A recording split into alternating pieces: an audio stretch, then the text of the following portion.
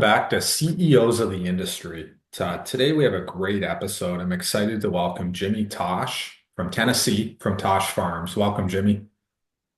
Good morning. Glad to be on. Lots happening in the agriculture landscape, the swine landscape. My counterpart, Chris Gutierrez, VP of Swine from SIVA. I know Chris is excited to get into this. I'm going to hand it over to you, Chris, about the leadership journey and getting into this conversation. Jimmy, a privilege engaging with you and Jim today. Tosh Farms started as a small family farm, and you have managed to grow it into one of the largest pork producers in the country. Can you give us and the audience some insights on what has been the driving force behind this journey? Well, first, let me give you a little history of Tosh Farms. My grandfather and grandmother moved to this area in 1913, and the farm that they bought is still in the family. I'm the third generation. Got two kids that are in operation, and got some grandkids that maybe we'll groom them someday to come back into operation. If you can further share there some of the key moments that have shaped your leadership, what would those be? Well, my father got disabled in 1955. He had a massive stroke and it was paralyzed on the right-hand side, and we had to sell our dairy that we had at the time. My mother was elected as a county official in Henry County in 1962, and at that time, after we had sold the dairy out, we had a few beef cattle, and I've got some pigs, I guess, about in the middle 60s, and went to school and started college in 67, graduated in 71. I have a degree in ag business from University of Tennessee. My mother got killed in a car accident 5 days before I was 21 in 1970, and my father died 2 years after that. So I kind of had to grow up fairly quick. Got out of school, started farming, and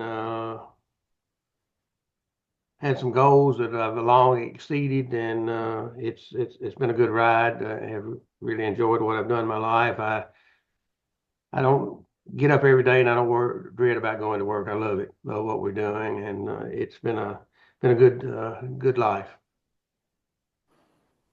Thank you for sharing with us your story, 3 generations.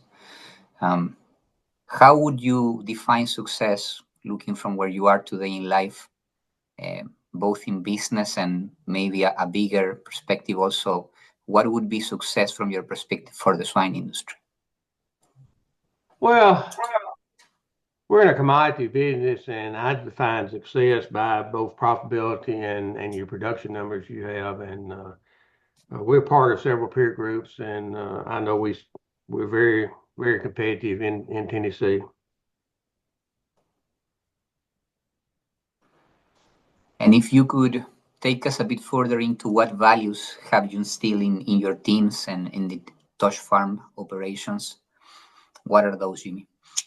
Well, the first thing that I demand out of all our employees is honesty. You can build a lifetime of trust among your peers and your friends and neighbors and stuff. It doesn't take but one lie to destroy that. You need to take responsibilities of your actions. Either if you're successful in your endeavors or you're failing, you need to take responsibility of it.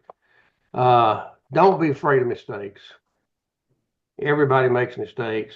Just own up to them and learn from them.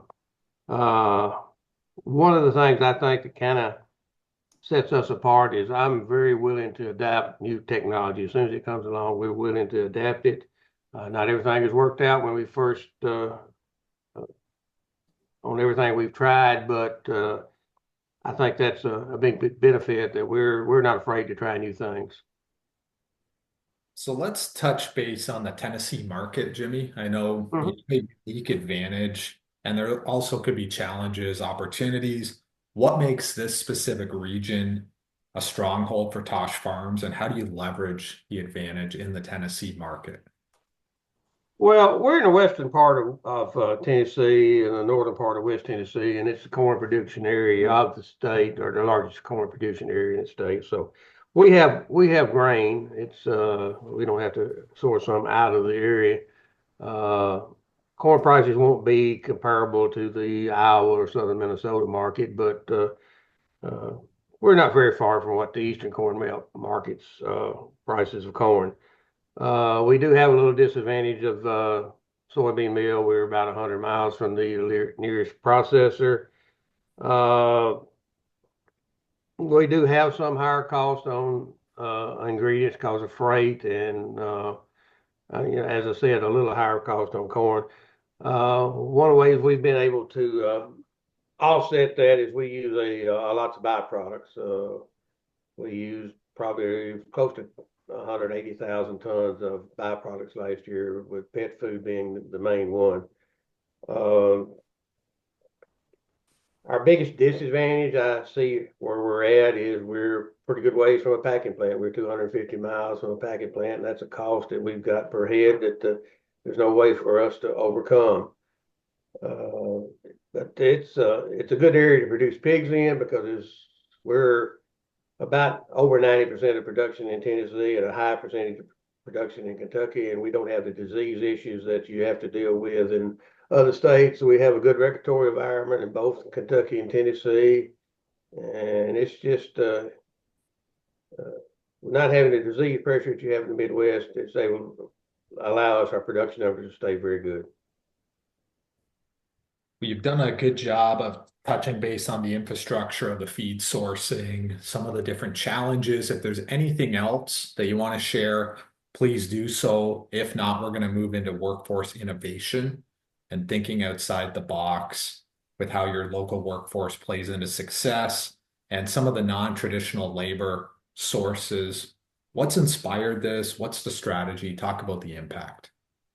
Well, we had a local group come to us probably 5 to 6 years ago.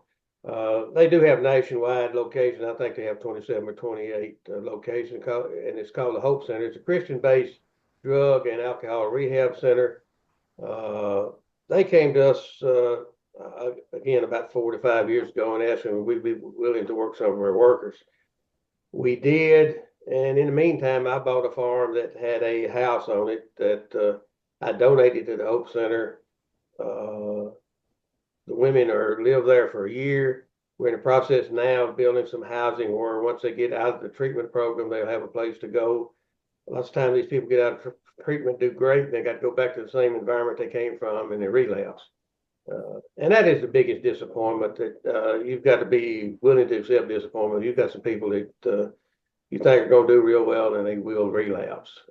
But it's probably been the best thing I've done, both from a business standpoint and a personal satisfaction standpoint, that I've been involved in. So, Jimmy, how has the hiring model, if at all, reshaped company culture and retention rates? Well, we use lots of H-2As here for seasonal work for in the crop side and also in the construction side. TNs in the sow units, but the majority of our workforce is still local. The key to any business is having a successful workforce, and fortunately, I've been able to develop a very good workforce. Got some very good people to work for us. Is there any other unexpected benefits or challenges from hiring people with non-ag backgrounds? Well, the training, you've got to learn to train them. Some of them have great work ethic, some of them do not. So it's just it's something I would encourage anybody in the industry, if they have a labor issue, and most people in the industry do have labor issues, to look outside for other sources of labor. We don't work with them, but they were in here last week. The state has a program called Cultivate 2. It's located on the Department of Ag facility in Nashville, and they actually work prison inmates and rehabilitate them, and they've been very successful in that too. Could this workforce approach be a model for the entire pork industry? Well, I think it could be a model for any industry in the area if they're willing to commit some time, resources, and be willing to accept the failures that you will have.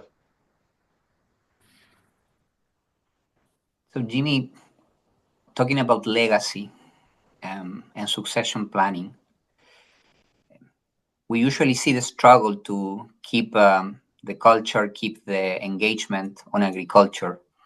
How have you managed to find a balance between keeping that generational growth while still maintaining the family leadership in the organization?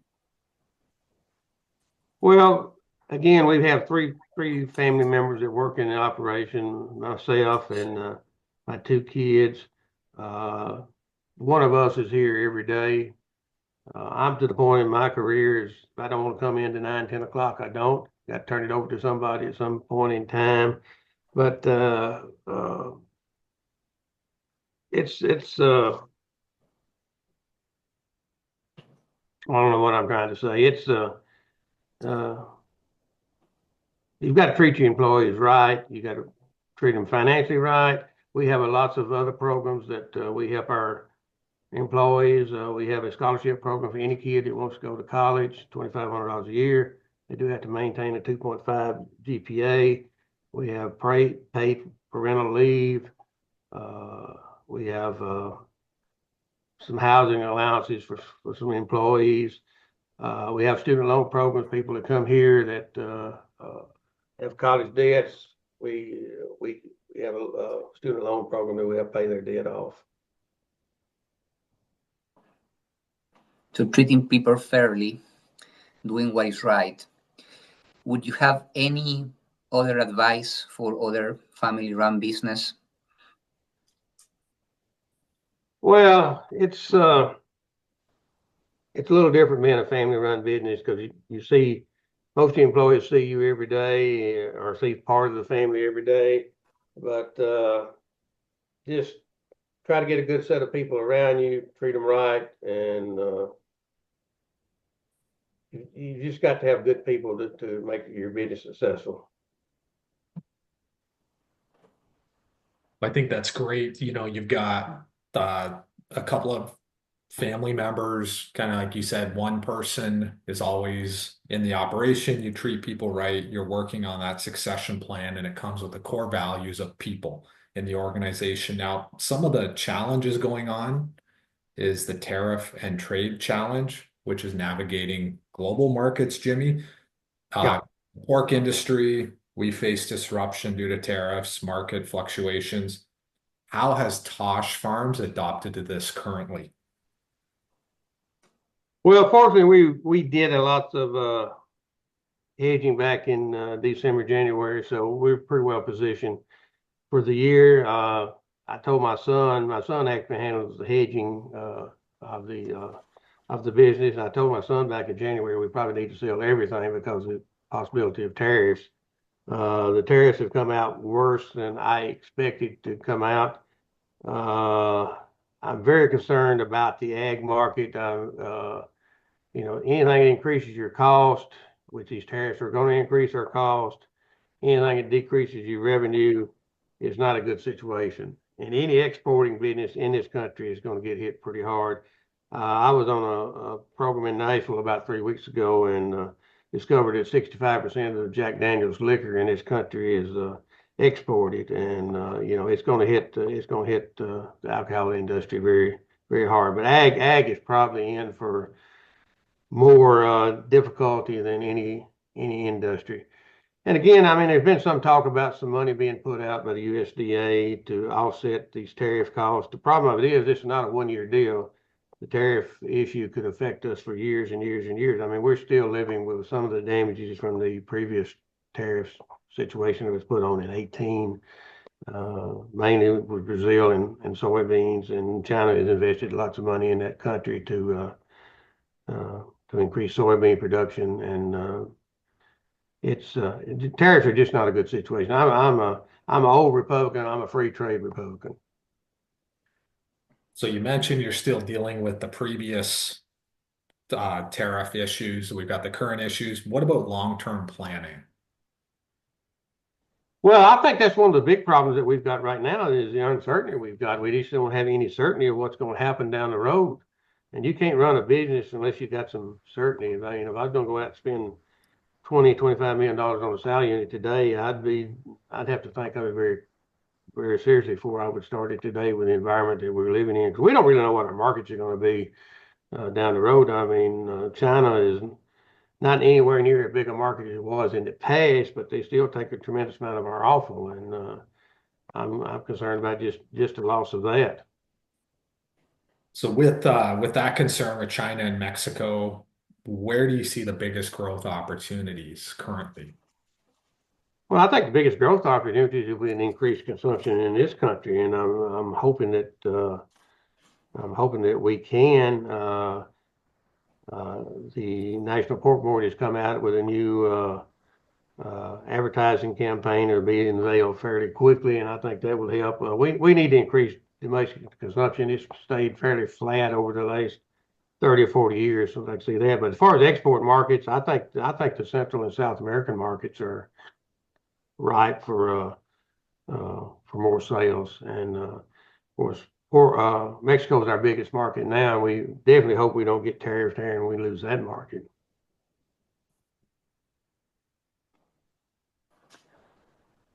Let's change gears here to talk about pork demand and competing in a protein landscape that's changing very quickly.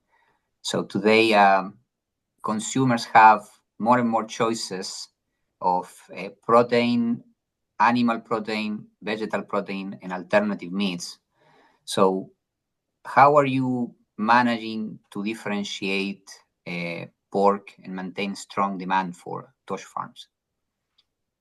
Well, of course, we sell to a packer in Louisville, Kentucky. We don't have any branding ourselves, but as an industry wide, we need to get people to learn how to cook pork. We need, pork is healthy. Anything is healthy in moderation. I'm looking forward to, as I said earlier, about the new advertising campaign that's coming out. I think we've got some opportunity with ground pork. I think we can drastically increase that market, and also we need to get in fast food places. We need a Chick-fil-A of pork, and hopefully we can develop something that will be more successful in the fast food market. From your perspective, what would be some of the big misconceptions about pork? Oh, pork is unhealthy. It's dry, and that's a lot's related to not being able to know how to cook it. We mistreat our animals, which is further from, as far as it can be, from the truth. Pork is a very nutritious, very healthy, very tasty meat.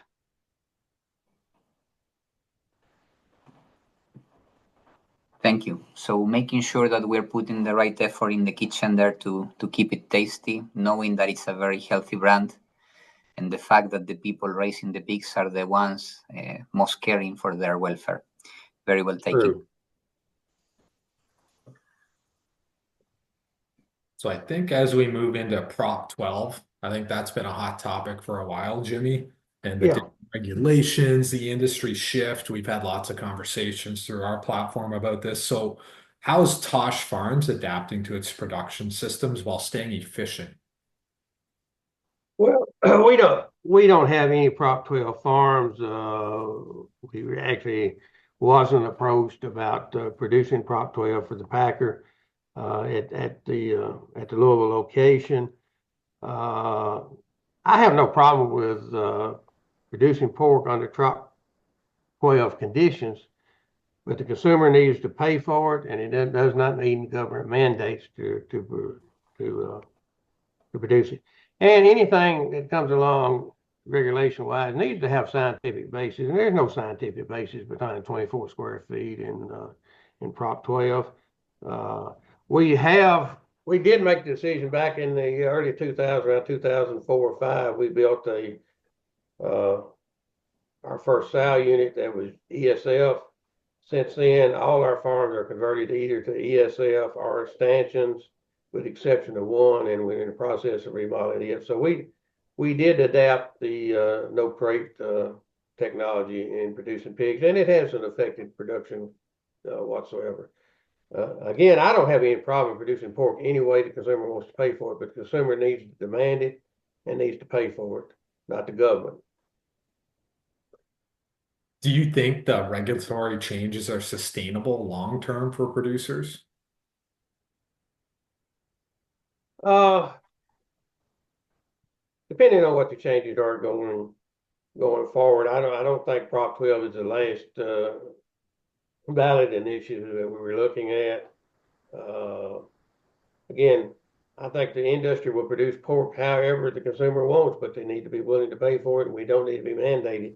One of my big concerns about Prop 12 is that may be the leading point for different states to adopt different regulations. That would be just absolutely a nightmare. If you, let's say Prop 12 in California is 24 square feet and Prop 12 in, let's say Washington State is 30 square feet. I mean, it's just, you can't have a patchwork of regulations that you're trying to operate at across this country.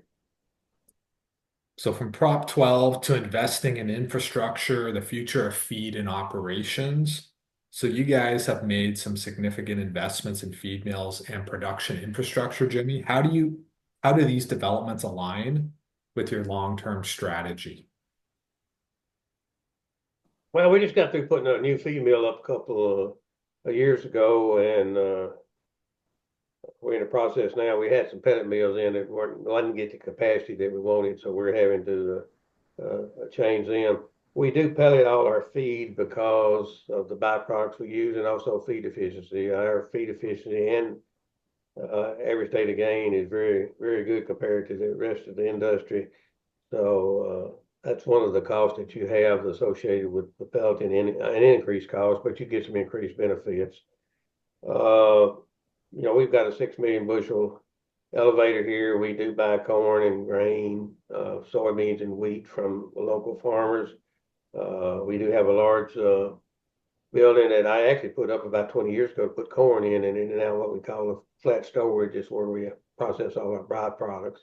Most of the byproducts that brought in do need some level of processing before they can go to the feed mill. But yeah, we've got millions tied up in the feed mill, but it's very integral in making feed in this area because it's not like the Midwest. There's just not the capacity in this area to make feed for a tonnage of feed that you need in our operation. Fortunately, we had a problem about, I don't know, 7, 8 years ago, and some of the local chicken companies stepped up and helped us get through it. But it's a risk that we've got in this area. We must have a tornado go through our feed mill. I don't know exactly what we would do. What benefits does owning more of the feed production supply chain bring, Jimmy? Well, we don't have much option in this area. We don't have any toll mills in that area that can manufacture our feed. So, but it's a way we can keep our costs down. Our manufacturing costs are going to be very high compared to the industry, but it's very high because we put all our processing cost of our byproducts into the feed mill cost, and kind of gives a little misleading level of our cost of running the feed mill. I know you mentioned at the top of the show about new technologies, which I'm intrigued about what new technologies you like, but how does investing in new technologies and facilities improve efficiency and profitability? Well, you hope they do. I mean, not everything you do is successful, but uh, we've got, I consider state-of-the-art buildings. That's one advantage we do have in this area. I think we can get into buildings cheaper than most areas of the country. Uh, but it's I don't know. That's about all I can think of. Is there any technologies that stand out? Well, Yeah, there's lots of technology. I mean, lots of it on the crop side that we use, but and also on the hog side. But anything that we think will lower cost and improve production, we're willing to at least give it a try. I think the biggest thing that stands out on the hog side is we made the switch from gestation crates to free access or ESF, and it has not affected production whatsoever. So we're going to take a minute to recognize excellence, the Tosh Farms Wean-to-Finish program. So recently, you guys held a Wean-to-Finish meeting to celebrate and optimize your operations. How do initiatives like this strengthen your team and the business? Well, number one, it builds teamwork. You're able to, I mean, even though a contract grower is not a employee, they are in a way, and it builds teamwork between the growers and builds teamwork among the people that service them. Fortunately, we've got a very good set of contract growers. Very happy with them. One advantage we got is that we're the only option in this area as far as contract growing. So we've been able to recruit and have a very good set of growers that we've got now. We don't mistreat them by any means, but being the only producer in this area, we do have a little more power over them than we would. They can't just move around, but we've got growers over 20 years that have been with us, and again, they're a very good set of producers. Any other key insights from the meeting, Jimmy? No, actually, that meeting I wasn't able to attend, so I really don't have anything in particular from that meeting. And what role does continuous learning and improvement play in maintaining industry leadership? Oh, I think that is very important in any business operation, ag or non-ag too. And I don't know how many different conferences and leadership programs that we go through a year. We have an annual meeting in Nashville where we bring all our managers in from all areas of the farm. I don't think it's been mentioned, but we have a fairly sizable crop operation. We farm about 17,000 acres here, so they're involved in it. The construction side's involved in it. We run over 100 semis. We have a full size service operation. So all those get to come together once a year, and we meet and discuss problems, and then hopefully have some fun and have some leadership too. So, Jimmy, as we reach the final stretch of our conversation today, let's look together into the future. What is your vision for the next decade in Tosh Farms? We'll probably continue to raise pigs and fair pigs here. I'm not sure in the future we won't be shipping them elsewhere to be finished. As I mentioned earlier, one of our biggest disadvantages is the distance we have to packers. And we've also maxed out on our contract numbers now. So we're looking at other options. Whether we build another unit next year or not, I'm not sure. But I've been growing all my life, and I'm 75 years old, so my growth is coming to an end. But hopefully, we've got 2 kids in the operation, and their families will want to carry it on. And I feel confident of the people that, not only the family, the other people we've got in the organization that I tell them the day I die, I want them to keep breeding sows. So we'll see if that happens. I don't guess I'll be around to see it, but maybe the kids can.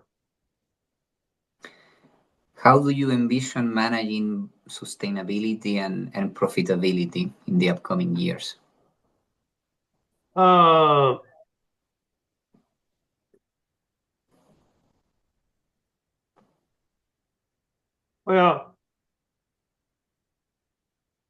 just trying to sit here and think of some emerging trends and stuff that we see. I just hope the kids continue the excellent production that we've got, and hope to continue the growth of the industry as we go forward.